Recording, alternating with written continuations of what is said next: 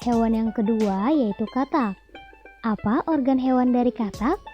Organ hewan dari katak adalah tungkai kaki.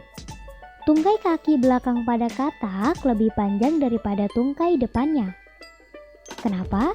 Karena ini terkait dengan fungsinya di mana tungkai belakang berfungsi untuk melompat, sedangkan tungkai depan hanya sebagai penahan tubuh saat katak mendarat.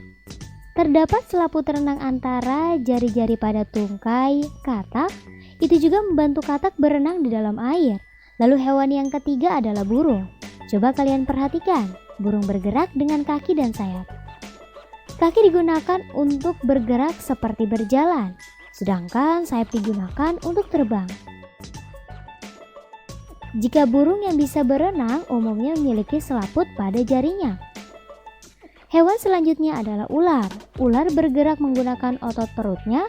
Fungsi otot perutnya adalah membantu pergerakan ular, sehingga ular dapat bergerak ke sana dan kemari.